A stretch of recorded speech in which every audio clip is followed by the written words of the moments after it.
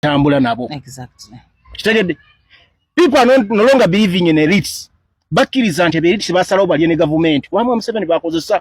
Chovola nakugamba zibaita centers of power, culture, religious, ezo mwa Museveni zonna zikapitalinze. Aziza mu nkwawa. Kati abantu bachayina bakola ki? Gye baddukira. So Ugandans are going to fight for themselves. Bajjeko obukulembeze obuliko balonda abakulembeze bakola ki? Bebaagala kubanga kiri nti abasinga badde beesiga babaye. Mwa Museveni bonna batadde mu nkwawa bakola byagala. Tunuya bajjajjaffe je tukomekereza. Amen. Neyanziza nnyo tuli banyiivu nnyo kubanga mbutuufu ddala omuntu nga wamuyirawo omubiri nomugenda ne mubeererayo ani ate atulaba enfuufu nga tugenda ebujiri nga ffenna tuli awo jjukira befaafuba naye Mukama Katonda ono naye senga yali atulaga emitima gy'abantu ne tugimanya before nitamala na budde bwaffe n'amaanyi gaffe na everything really zibyo ebintu ebisinga okuduma nti bambi betulowooza nti tuli nabo tebatuliiko. It is like being in a relationship ng'ogirimu wekka. Wali waddeko mu mbeera eyo ng'oyina a relationship nenga nalaba kasiyano wadde nyiga ekyo omusajja ng'ayogera naye nagamba Mukama Katonda bw'atyo bw'atusasudde naye neebaza Mukama nti kale ekikolimu kyange kyamala ne kituuka mu butuufu Abannayuganda ne bamulaga nti ddala toli mu amazima n'abwenkanya nti tufe tulowooza tulina be tutambula nabo naye nga be tutambula nabo bali ku byabwe okitegeera nga buli omu yajja kunoonya kyayagala atambula agende. That is why you see they are seeing His Excellency Robert Kyagulanyi as a threat. Bonna bawulira baagala kubanga kakati kale I think alabisizza bye babadde bakolanga nnyo mu opposition oba okitegeera naye n'omuntu yasinze kandi okitegeera so sigenda kudifaringa ne muganda wange oyo ayogedde nti Kano Kizza Besigye abadde at least inspiring zeko abantu ate abantu bamuyinamu esitubi nga oli kaali jeno katukubire munneewe oba kamutujjireko kyegeera njagala babuulira nze ng'ewaffe Teso had too much ndoza nje asinga n'okufuna obululu I think for Dr. Kizza Besigye. Yes, Arab boys. And those Arab boys weren't even banange. They didn't even exist. They didn't exist. Propaganda blackmail. So ngalmeji ngalokere jo be Arab boys odo Teso roti odo Teso Arab boys odo liati whereby these people even said they are going to pay these people and what jogo ngalo the government amwami Museveni odo Tedla odo sente bazesa sula yo meteso digitecha mu sente besene me Arab boys itieno neno so bulinga odo tieke datin mere Arab boys benyo omiogi sente doli agimio sente no tunubudjo duchimeteso ochegira ntikakati abana abantu bagenda ne batufuli ne batulimba nti no ne Teso had too much love nzijukire esoroti eyo nga wali wekipande they really wanted change Teso we've gone through hell in this government ya Mwami Museveni okitegeera nze I for one I was abducted from school can you believe when nobody one by the so-called Lord's Resistance Army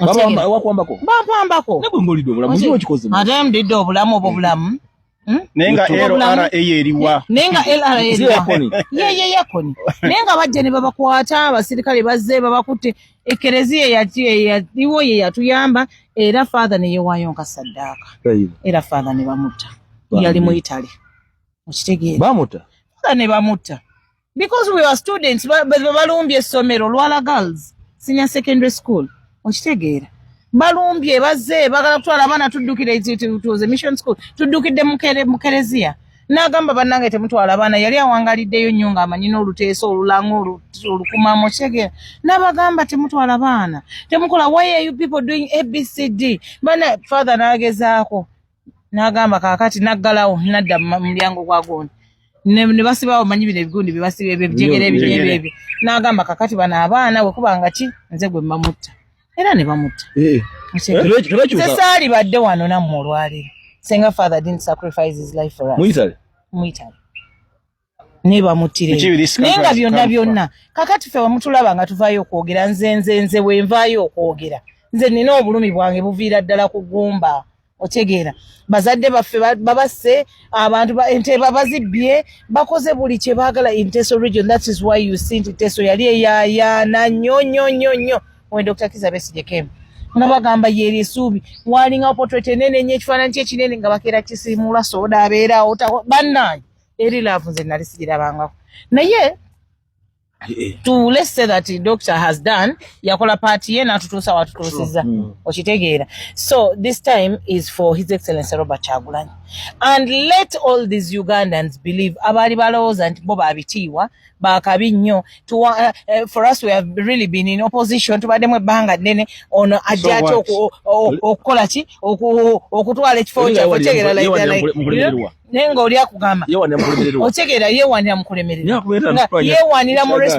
Nze ndi gundi tubadde mu gundi yaffe kwegamba bannayuganda kambabuulire as long as tukyayina abo abantu betugamba nti bakuba ebikalu simanyi boogera biki simanya ndi what abo bemwogeddeko abo ugambye ku ssaawa zino fe abagenda ku ground tukale ne bagamba agamasuuti era bw'oba ogenda ku ground muganda wange togendangayo ng'oli bwoti twambale ezaffe eza bulijjo ffe batumanyi tubeera mu ovuro zaffe na biki oyogera n'omuntu nga naye akufaanana nga naye alaba kyali kyoli naye bano no simanyi aziwaati azibiki azibiki ebyo you know ebyo simanyi nze ndi wakitiibwa ki beewaanira mu kintu ekyo mbu nze ndi wakitiibwa naye nga bonna nze ndaba right now these political parties zonna eziri ku merikawo bali ku merikawo lwabujja ku mutima baafuna akasajja ku mutima nga balaba kambalolinga kino ekigambo kyabwe kye bakozesa nnyo nti omwana omuto oyo atutwalawa nti oyo omuyimbi anaatutwalawa oyo omuyaaya anaatutuusa ku kyekegere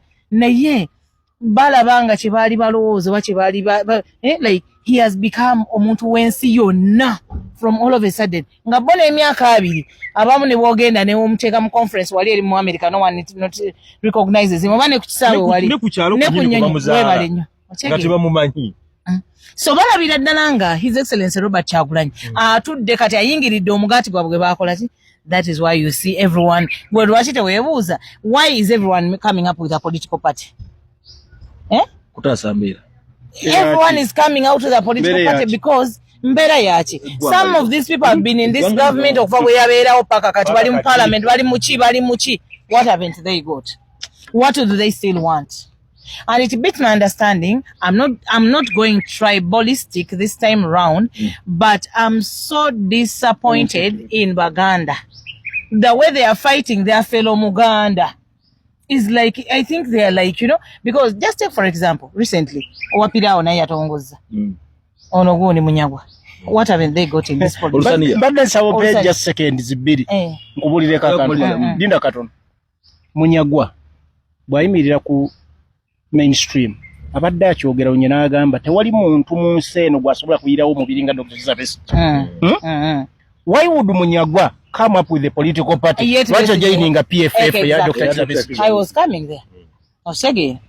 Nti iwe kutaba mululu na biki bannange bantu mwa ababadde batulimba. In fact, how I wish I knew even that guy where yakoze kulire. Nenze katono nnyo. Kugodda ko nyine. Munyagwa sola munenya. Munyagwa mbadde naye. Golaba yafiirwa maama w'omuto n'amubika nti yafudde parliament n'emuwa amabugo ate maama wa muzaira ddala bwe yafa n'asirikawo.